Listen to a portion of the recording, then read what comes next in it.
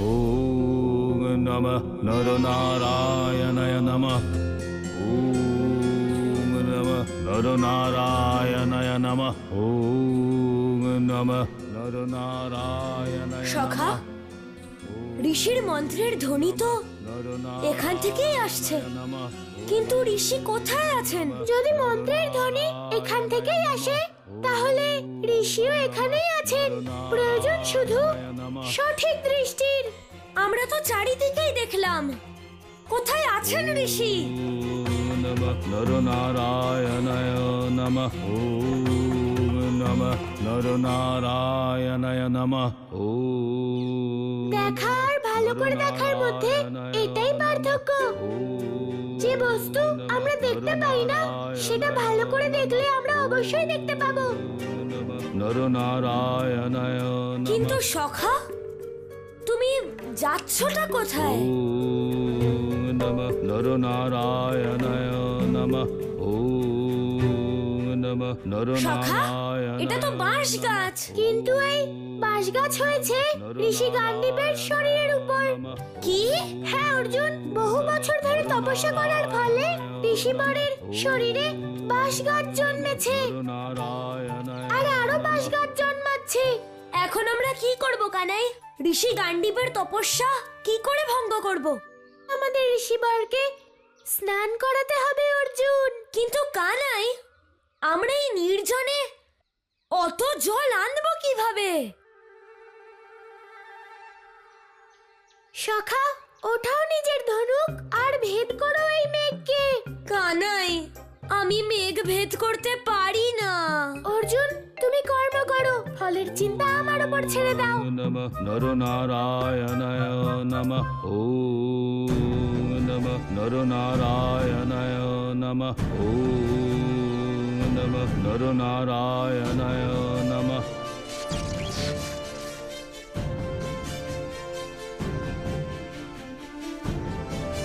অর্জুন, ওই তীর নয়, এই তীর ছোড়ো।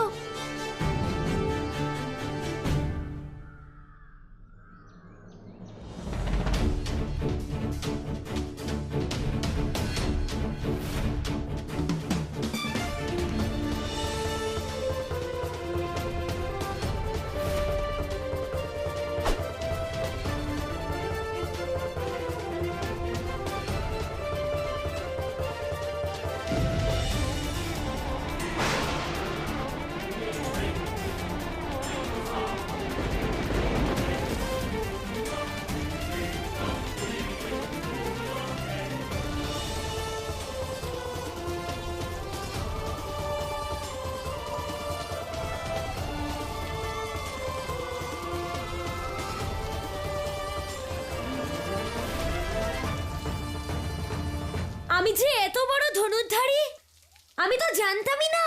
অর্জুন, যেমন মেঘের মধ্যে বৃষ্টি লুকিয়ে থাকে, তেমনি মানুষের মধ্যে তার শক্তি লুকিয়ে থাকে।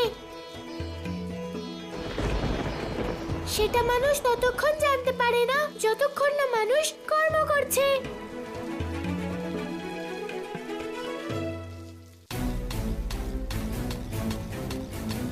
কানাই, মনে হয় তোমার যুক্তি সফল হচ্ছে।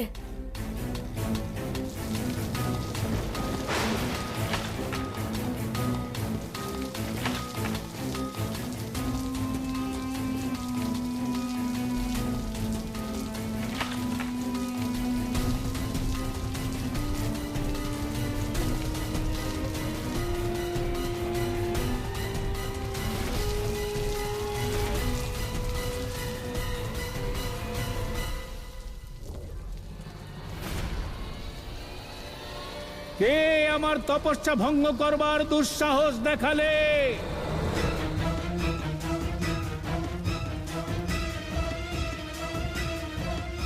বালক দ্বয়,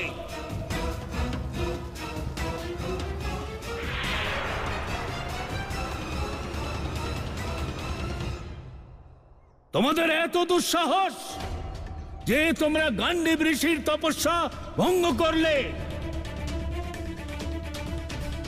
আমি তো নরনারায়ণের তপস্যা করছিলাম, কিন্তু তোমরা দুজনে আমার সেই তপস্যা ভঙ্গ করে দিলে। এর দণ্ড তোমরা অবশ্যই পাবে, অবশ্যই পাবে তোমরা।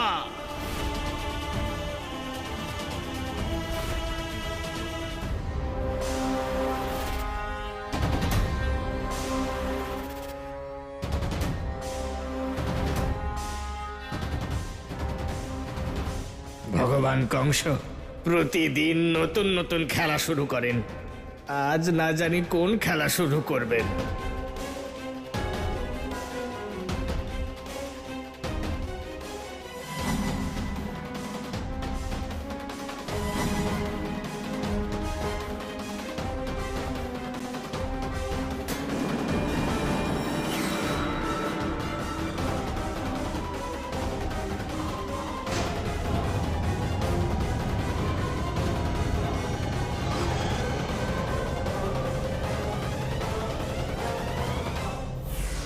আরে আরে আরে আরে মহিষাসুর কোথায় অদৃশ্য হয়ে গেলেন?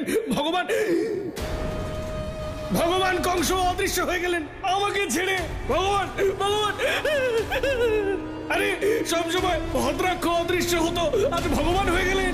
দুজনে কোথায় চলে গেলেন? ভদ্রাক্ষকে একা রেখে।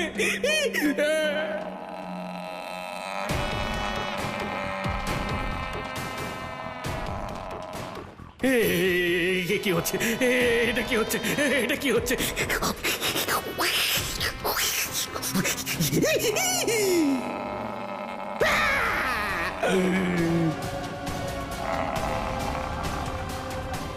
ওরে বাবারে, এত বড় মহিষ আমি আমার জীবনে প্রথমবার দেখলাম।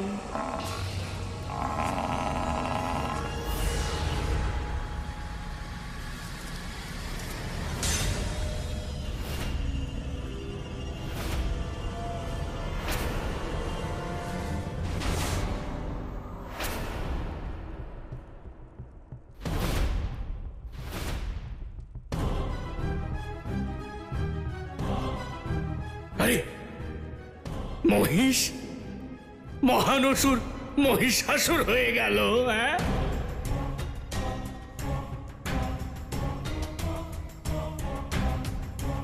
মহানসুর মহিষাসুর, আপনি ভেতর থেকে ভগবান কংস, তাই না? আপনাকে এই রূপে দেখে ভীষণ ভয় করছে ভগবান। এইবার বুঝতে পেরেছি, ভগবান কংসের আত্মা আর মহানসুর মহিষাসুরের শরীর দুজনে মিলে মথুরার সীমানায় কবাডি খেলবে। কবাডি কবাডি কবাডি কবাডি কবাডি। এইবার বৃন্দাবনবাসীদের বিনাশ হওয়ার থেকে কেউ আটকাতে পারবে না। ওই পরম অবতার শ্রীকৃষ্ণ আমাকে নিজের ছলনার দ্বারা মথুরায় বেঁধে রেখেছিল। বিষ্ণু,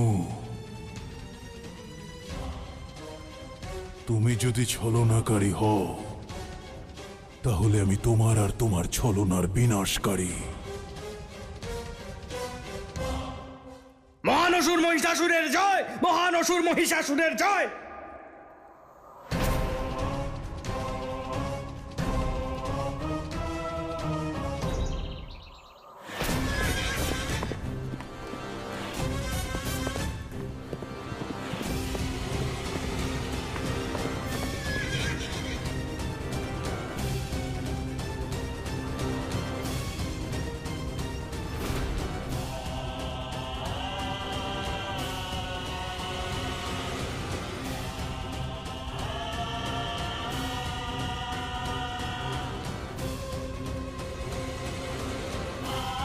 এতদিন ওই কানাই আমার হাত থেকে বেঁচে গেছে কারণ আমি বৃন্দাবনে আসতে পারিনি, কিন্তু এবার ওর মৃত্যু ওর দ্বারে পৌঁছে গেছে। আরে ও নন্দরাজ, বাইরে এসো, দেখো তোমার সাথে দেখা করার জন্য কে এসেছেন।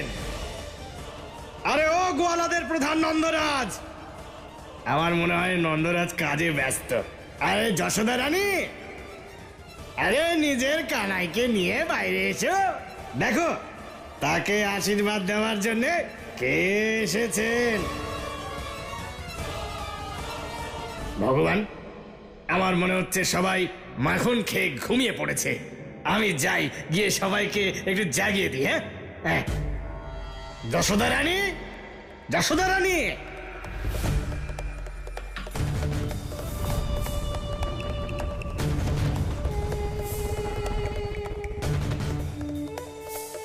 ভগবান ভগবান, ভেতরে তো কেউ নেই। হ্যাঁ ওরা হয়তো আমার আগমন বার্তা পেয়ে গেছে। ভগবান, আমার মনে হয় কানাইয়ের মৃত্যু ভয়ে পুরো বৃন্দাবনবাসী কোথাও লুকিয়ে পড়েছে। এতদিন ওই কানাই আমার হাত থেকে বেঁচে গেছে, কারণ আমি বৃন্দাবনে আসতে পারিনি। কিন্তু এবার ওর মৃত্যু ওর দ্বারে পৌঁছে গেছে। ও যেখানেই থাকুক, খুঁজে বের করতে হবে।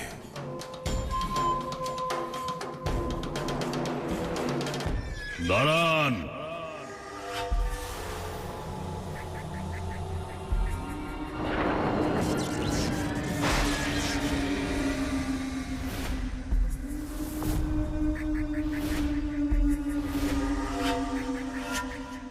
আরে তোমরা আমার কারা? হ্যাঁ,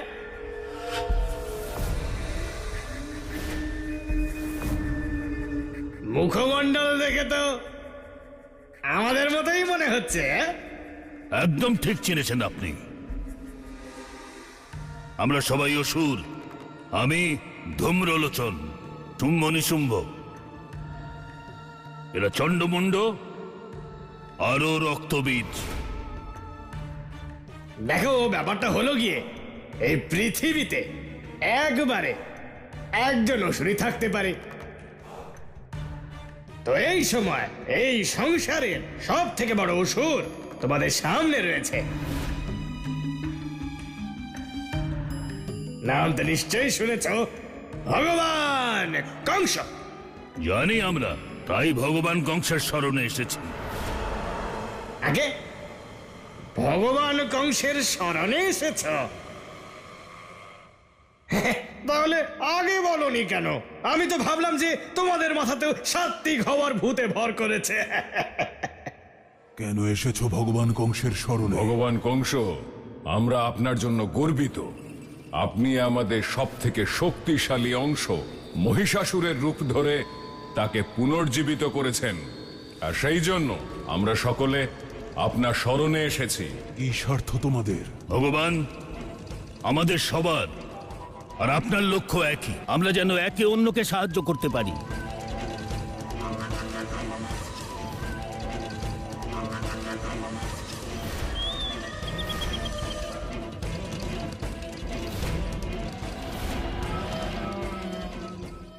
হ্যাঁ, বৃষভানু মশাই, পুরো ব্রজভূমিতে নিমন্ত্রণ জানানো হয়ে গিয়েছে, একটিও গৃহ বাকি নেই। আর কোনো কাজ? গিরিধরেতে জিজ্ঞেস করার কি আছে? যেটা মনে হবে প্রয়োজন করে ফেলো, কারণ নবরাত্রি থেকে বর্ষানার প্রতিষ্ঠা। মিত্র, মিত্রনন্দ, মিত্র, আমাদের জন্য কোনো কাজ থাকলে আমাদের অবশ্যই জানাবে। আমরাও সবাই বর্ষানার নবরাত্রিতে অংশ নিতে এসেছি।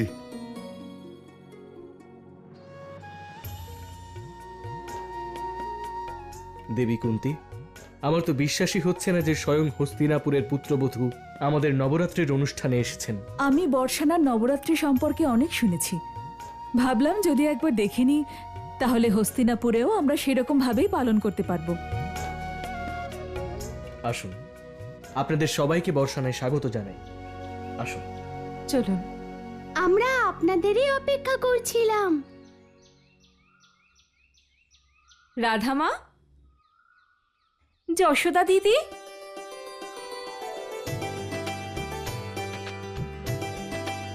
কীর্তি, ইনি হস্তিনাপুরের কুলবধূ কুন্তী দিদি। প্রণাম প্রণাম।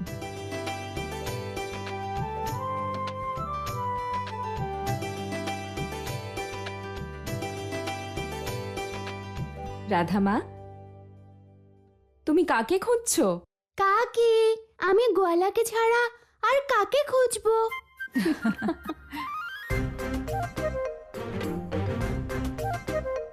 রাধা, আজ তুমি কানাইকে পাবে না, কারণ ও অর্জুনের সঙ্গে গুরুদেবের আশ্রমে গেছে।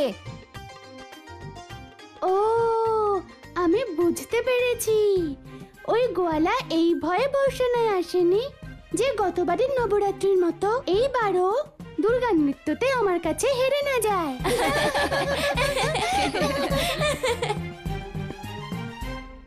কানাই তোমার কাছে আগের নবরাত্রিতে হেরে গেছিল, কিন্তু কি করে রাধা, কি করে?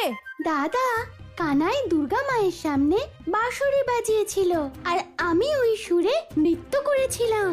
আমি নৃত্য করতে করতে হাঁপাইনি, কিন্তু ওই গোয়ালা বাঁশরি বাজাতে বাজাতে হাঁপিয়ে গেছিল। এইবার যাতেও আবার হেরে না যায় সেই জন্য ও বাহানা করে গুরুদেবের কাছে চলে গেছে। রাধা, কানাই এসে পৌঁছয়নি, কিন্তু তুমি তার সাথে ঝগড়া করার জন্য উৎসুক। তা নাহলে কি করব বাবা? যতক্ষণ না কানাই আসছে তাহলে ওর বাঁশরির সুরে আমি কিভাবে নৃত্য করব? রাধা, আমি আমার ভাইকে ভালো করে চিনি। রাধার কোনো দরকার আছে আর কানাই আসবে না? এরকম তো কখনোই হতে পারে না। তোমার নৃত্য আরম্ভ হওয়ার আগেই ও এখানে অবশ্যই পৌঁছে যাবে। কীর্তি, কলস যাত্রার আয়োজন সম্পন্ন হয়েছে? হ্যাঁ দিদি, তুমি একদম সঠিক সময়ে এসেছো। আমরা ঘট স্থাপনের জন্য কলস যাত্রায় বেরোতেই যাচ্ছিলাম।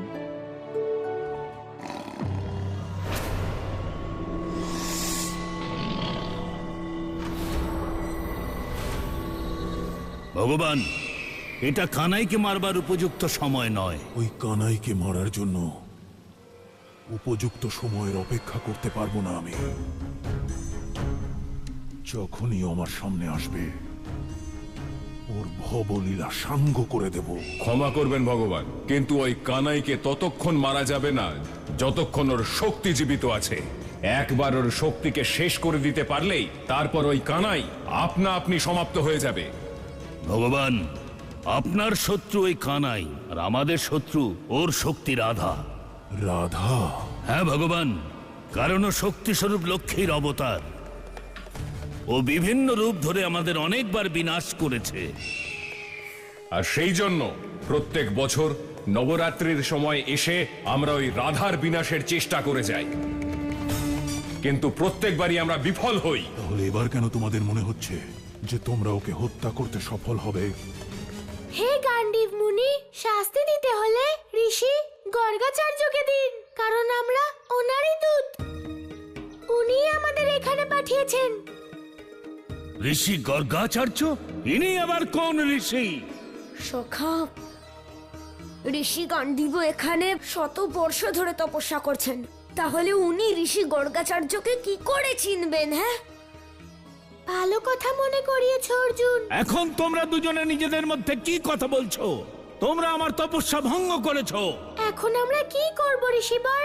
ঋষি গর্গাচার্য তো আমাদের এটাই বলেছিলেন যেন আপনার তপস্যা ভঙ্গ করি, তারপরে আপনি আমাদের দেখে সব বুঝতে পারবেন। একজন ঋষি অন্য একজন ঋষির তপস্যা ভঙ্গ করবার কথা কেন বলবেন? তপস্যা? তপস্যা? তপস্যা ভঙ্গ? আমার তপস্যা তো নরনারায়ণ ছাড়া আর কেউ ভাঙতেই পারেন না। এর তাৎপর্য তাহলে তাহলে কি এই দুই বালকই? ঋষিবর, কিছু বুঝতে পারলেন?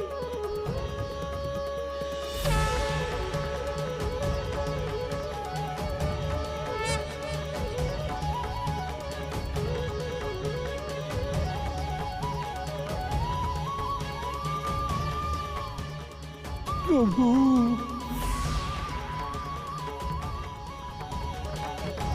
প্রভু,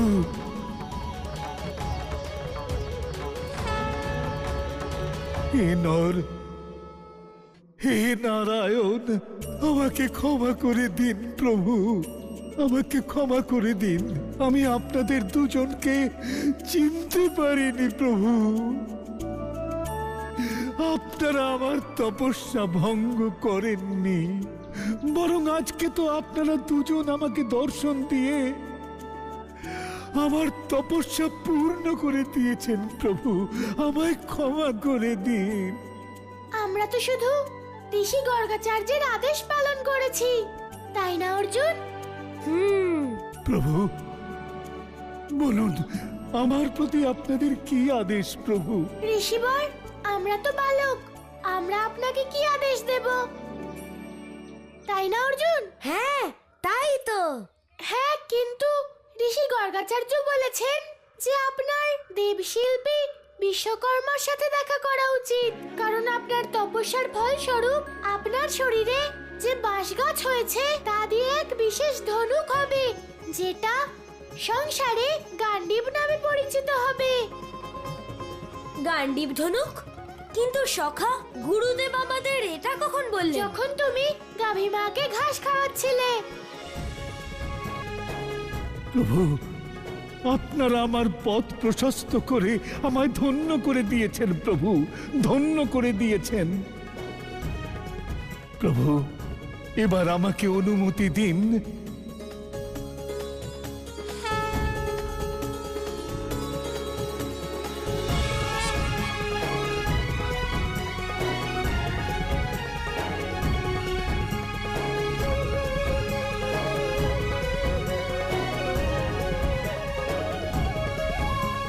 কি ভাবছো সখা? এটাই যে কে হবে সেই বীর পুরুষ যে ওই গান্ডীব ধনুককে ধারণ করবে। অর্জুন, তুমি জানো না, কিন্তু ভবিষ্যতে সেই পবিত্র গান্ডীব ধনুককে তুমি ধারণ করতে চলেছো অর্জুন।